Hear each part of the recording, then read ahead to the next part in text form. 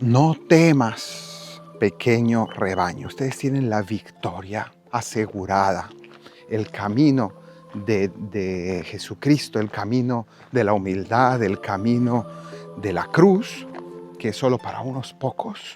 Me encuentro en el desierto del Negev, que es el sur de la Tierra Santa, y es la tierra de Abraham. Precisamente este domingo, la segunda lectura en la carta a los Hebreos nos presenta a Abraham como el gran ejemplo de fe. Y se nos dice que por fe él dejó su tierra y se fue a vivir a este desierto. Y habitó en tiendas a la espera de llegar a una ciudad preparada por Dios, referida al hecho de que vivió como peregrino, ¿no? Y esa es la invitación de esta lectura, a que nosotros no pongamos nuestro corazón, nuestro tesoro en esta tierra, sino en la vida eterna. Que sepamos que estamos solo de paso por aquí, ¿no? Y esa imagen de Abraham, que así hizo precisamente en este desierto.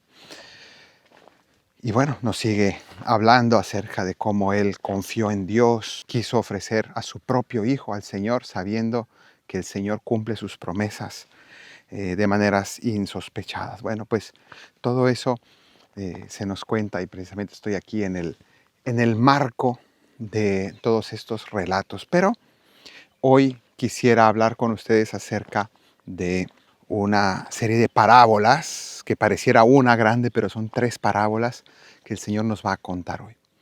Inicia el Evangelio diciendo: no temas, pequeño rebaño. Es importante entender esta expresión, pequeño rebaño. ¿Por qué Jesús llama pequeño rebaño? Está hablando a su iglesia. Y pequeño rebaño no es solamente una palabra de cariño, sino es una descripción de lo que el Señor pretende que sea su iglesia. Sabemos que la Iglesia Católica es la iglesia, la religión más numerosa de todo el mundo. 1.400 millones de católicos, y eso impresiona.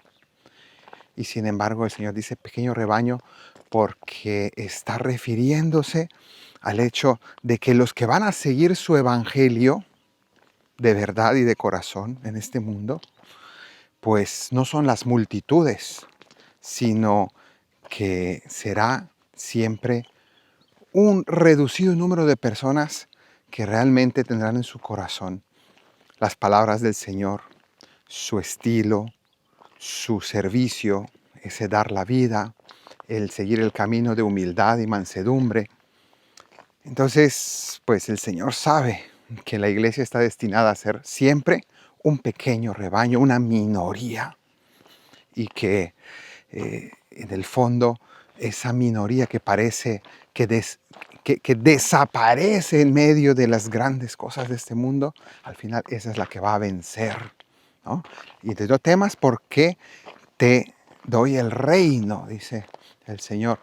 Y es esto precisamente, ustedes tienen la victoria asegurada, el camino de Jesucristo, el camino de la humildad, el camino de la cruz, que es solo para unos pocos. Insiste en la enseñanza que ya nos dio la semana pasada acerca de dejar las riquezas, de no poner nuestro corazón en las riquezas de este mundo, y dice que precisamente nuestros tesoros los hagamos en el cielo, que atesoremos para el cielo. Lo explicamos eso ya la semana pasada.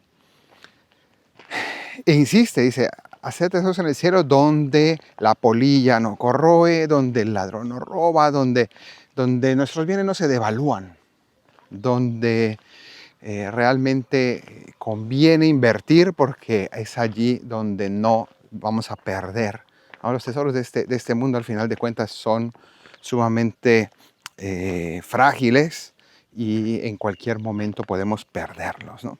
Entonces, no vale la pena invertir en las cosas de este mundo. Y luego se nos va a insistir ya en las parábolas, que es lo que vamos a profundizar un poquito más.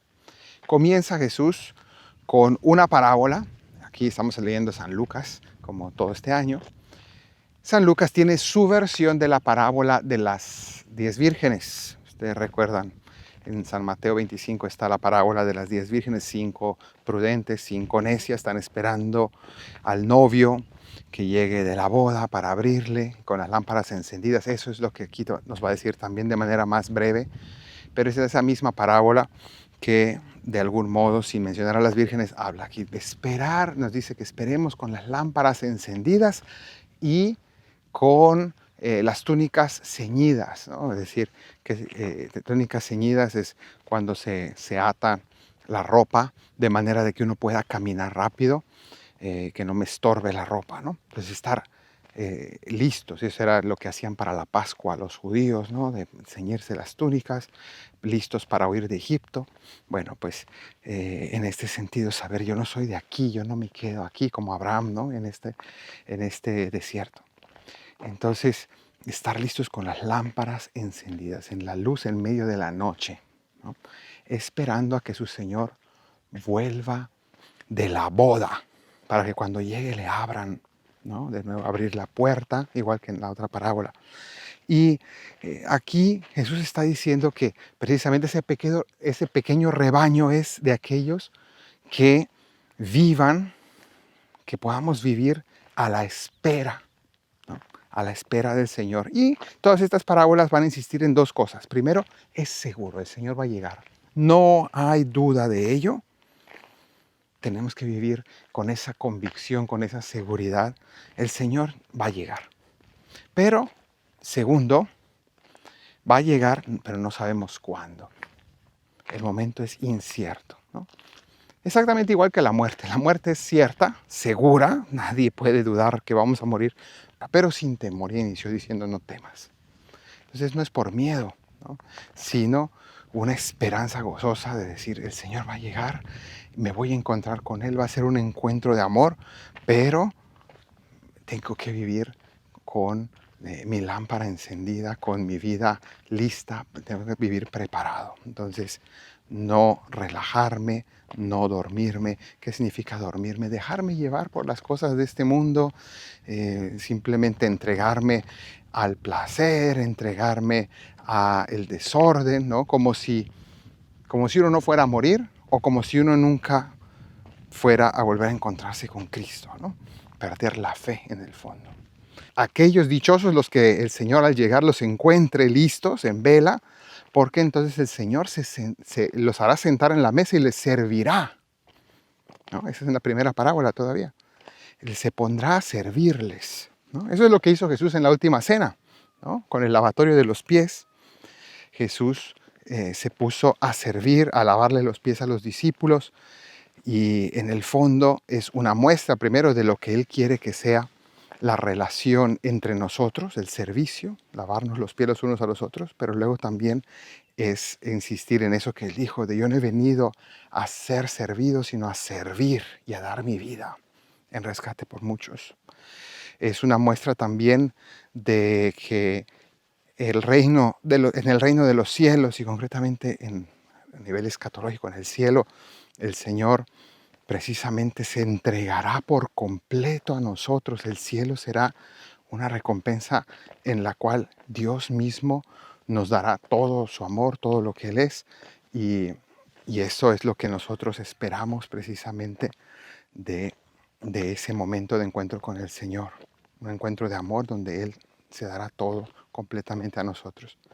Y luego nos va a dar ahora sí esa segunda parábola del ladrón, que ese señor que si supiera a qué hora va a llegar el ladrón, pues estaría esperándolo. Y aquí no es que Jesús se compare con un ladrón en el sentido de lo que va a hacer el ladrón, sino en el sentido de nuevo, la incerteza de saber cuándo va a ocurrir esto, cuándo me voy a volver a encontrar con el Señor. Tengo que estar listo, ¿no? Porque si estoy seguro que va a venir un ladrón, yo voy a estar esperándolo, no me voy a quedar dormido, ¿no? Entonces aquí lo mismo, el quedarse dormido es olvidarme de la llegada del Señor y empezar a vivir como si Dios no existiera, ¿no?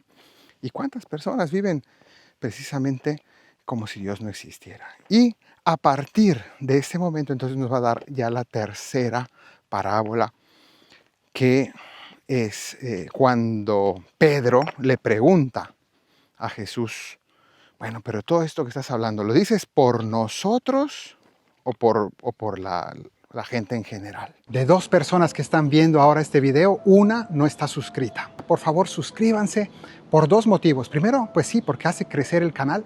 Por otro motivo, para que sigas creciendo en tu fe, para que sigas aprendiendo. No cuesta nada, solamente es darle al botoncito de suscribirse, activar la campanita si quieres, para que siempre te avise de todo lo nuevo del canal.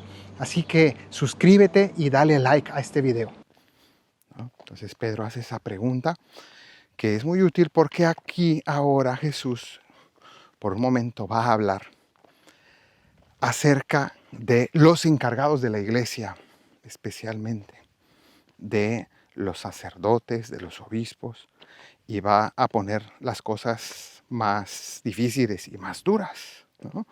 Entonces habla de el mayordomo, ¿no? El mayordomo, que significa el mayor de la casa. El domus es la casa, ¿no? Entonces es aquel empleado que es el encargado de todo el servicio de la casa, ¿no? Y que por tanto está a cargo de no solamente del servicio del señor de la casa, sino también del servicio de los demás que trabajan, de los siervos que trabajan en la casa. Y entonces a él se le da todo para que pueda dar de comer, dar la ración de comida, ración de trigo a su tiempo, dice, o sea, él se ha encargado de servirle la comida a los siervos. Entonces sabemos, por ejemplo, que el Papa, los papas se han solido llamar siervo de los siervos de Dios, ¿no? Entonces, no solamente es el que sirve, sino el que sirve a los que sirven a Dios. Bueno, pues Jesús dice, que está puesto al frente, tiene una mayor responsabilidad en el fondo. Y por tanto, después nos va a decir que va a ser juzgado con mayor dureza y porque se le ha dado más. Así va a terminar esto. Pero entonces pone esta imagen y le dice a Pedro, bueno, a ver, tú aquí, a ti te las llaves del reino, tú eres el mayordomo, y así también en la iglesia, aquellos que están encargados de mi pueblo, pues yo les voy a exigir más cuentas, yo les voy a poner la cosa pues más exigente. Y están puestos para servir a mis servidores, ¿no? Y entonces él habla de varias posibilidades, dice, mire, está el que es fiel, ¿no? Y que cuando llegue el Señor lo encuentra haciendo su deber, es decir, sirviendo a los siervos de Dios, siendo humildes, sirviendo con el servicio de la autoridad, porque la iglesia, los pastores de la iglesia ejercen la autoridad, me refiero al Papa, a los obispos especialmente, de algún modo los párrocos, y en sentido mucho menor, pues el resto de los sacerdotes, pero algo de autoridad vamos ejerciendo por el hecho de que la autoridad es un servicio, ¿no? Para que el pueblo de Dios pueda saber por dónde y cómo caminar en la vida, pero la autoridad se puede ejercer también como un abuso, ¿no? Entonces lo que es el abuso de autoridad es algo gravísimo. Y entonces el Señor aquí nos está advirtiendo de ello y nos está diciendo, ustedes no pueden permitir, ¿no? que ocurra, ¿no? Que esta responsabilidad que se les ha dado lo tomen como un privilegio, ¿no? Porque la vocación ministerial a la iglesia, ministerio significa servicio, entonces no puede ser tomada como un privilegio, una prevalencia sobre la gente. Entonces, ya de entrada dice, el que esté cumpliendo su deber, sirviendo también con su autoridad para servir, para guiar, para iluminar y no para sí mismo, ¿no? Porque sería algo gravísimo. Y entonces eso es lo que el Señor aquí advierte y dice, aquel que esté sirviendo será encontrado pues digno. Vamos a ver cómo lo dice. Bienaventurado aquel criado a quien su señor al llegar lo encuentre portándose así, ¿no? que reparta la ración de alimento a sus horas a los demás, ¿no? Que eso es lo que hacemos en la comunión, pero también en la predicación. Y ahora mismo estoy sirviendo la ración de alimento al alma, ¿no? De la palabra de Dios, alimentando las almas. Bueno, pues de eso se trata. Y dice, en verdad os digo que lo pondrá al frente de todos sus bienes. Les dará una de recompensa más honor, ¿no? Más, una mayor responsabilidad, por así decir. Entonces, esa sería la primera posibilidad, el siervo fiel, ¿no? Eso se parece mucho a las parábolas, por ejemplo, la de los talentos. Ven, ser siervo fiel, ¿no? Y le da a su cargo una mayor responsabilidad. Bueno, luego dice, pero si aquel criado dijera para sus adentros, mi señor tarda en llegar, y entonces, aprovechándose de eso, empieza a pegarles a los criados y criadas, y a comer y a beber y a emborracharse, vendrá el Señor de ese criado el día que no espera, a la hora que no sabe, y lo castigará con rigor, y le hará compartir la suerte de los infieles. Entonces, le anuncia ya un castigo severo para quien abuse de su autoridad, para quien abuse de la... para quien abuse de ese privilegio, vamos a decir así, de haber sido llamado al servicio. Entonces esto ya es un indicador de que el Señor se toma en serio, ¿no? Y es una amenaza también, una amenaza saludable, una advertencia si ustedes quieren, pero real. Entonces esa sería la segunda opción. Y entonces ya viene Jesús y aclara todavía más esto diciendo, el criado que conociendo la voluntad de su Señor, no se prepara ni obra de acuerdo con su voluntad, recibirá muchos azotes. Aquí ya se refiere ya no solo a los sacerdotes específicamente, sino que aquí ya se refiere a todos los cristianos. Y universaliza esa enseñanza que acaba de dar para todos, para todos nosotros. Y dice, el que conociendo la voluntad del Señor, no se prepara ni obra de acuerdo con su voluntad, recibirá muchos azotes. Es decir, el que obra a sabiendas, el que sabe lo que Dios quiere, la persona que ha recibido el don de conocer la palabra de Dios, esa persona sabe lo que Dios espera, por tanto tiene mayor responsabilidad y se le pedirá cuentas, ¿no? Recibirá, si hace lo que no debe, a sabiendas, recibirá muchos azotes. Duro. Pero está diciendo, efectivamente, no pensemos que no hay consecuencias. Hay consecuencias y tú sabes, tu conciencia tiene claro, ¿no?, de qué se trata esto. Entonces, aquí hay pues una advertencia. Y luego dice aquí, el que sin conocerla, la voluntad del Señor, ha hecho algo digno de azotes, recibirá menos. Entonces habla de las personas que son más ignorantes sobre la fe.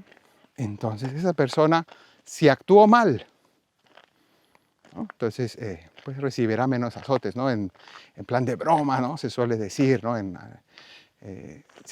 que la ignorancia es el octavo sacramento. Dice, ¿cuánta gente se salva por ignorante, ¿no? Ahora bien, aquí hay que advertir una cosa, ¿no? Esto lo decimos en broma, pero en realidad la ignorancia no tiene nada de bueno, ¿no?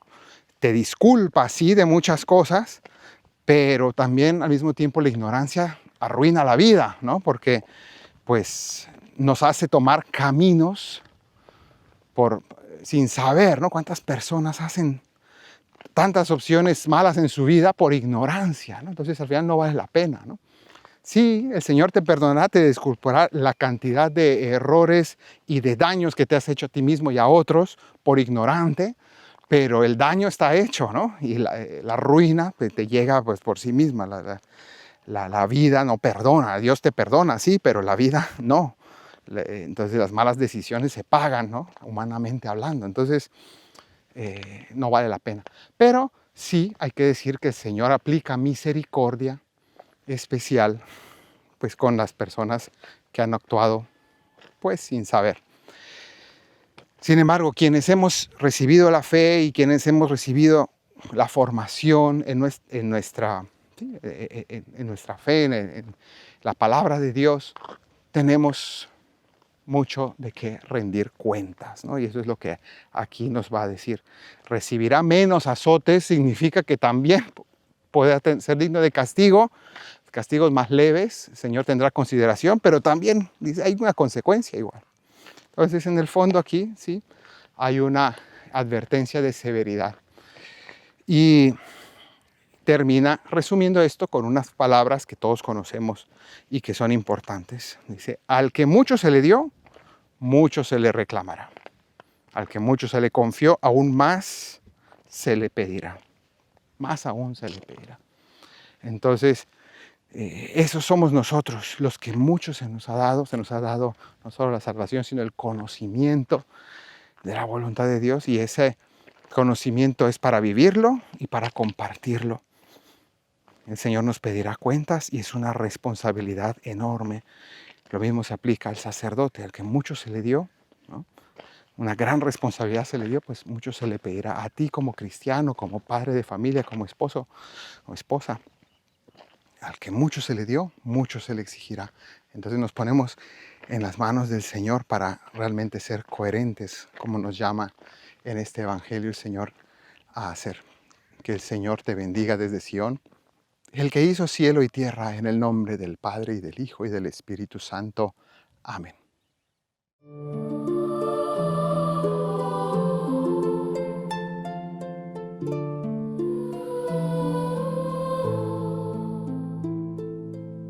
¿Quién pondré de administrador?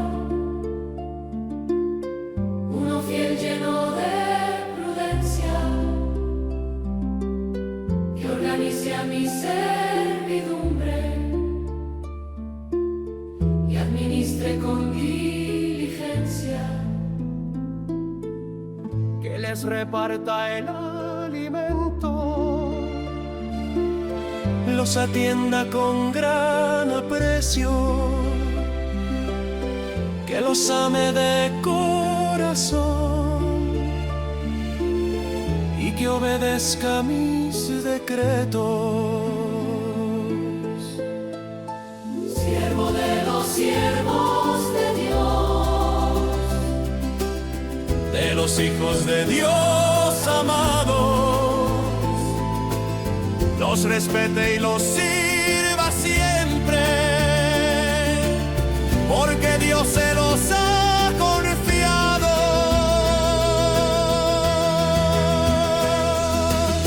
oh dichoso el criado aquel, si al llegar su Señor lo encuentra al servicio de sus hermanos, digno de aquel que representa.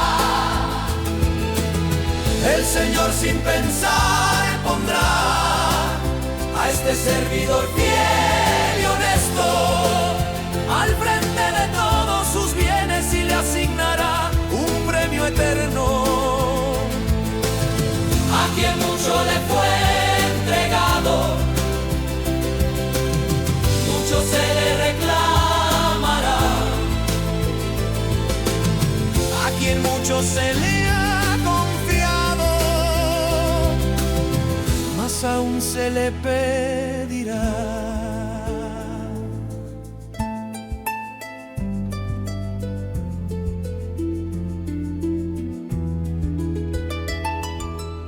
Transmite el mensaje de Dios, siempre enseña con la verdad, y aunque diga verdades duras, siempre lo hace con caridad. A los pobres y a los sencillos les dedica especial afecto. Débiles y necesitados, él jamás siente un desprecio. A su puerta toca confiado, tanto el rico como el alimenta con la palabra, con comida y con pan del cielo.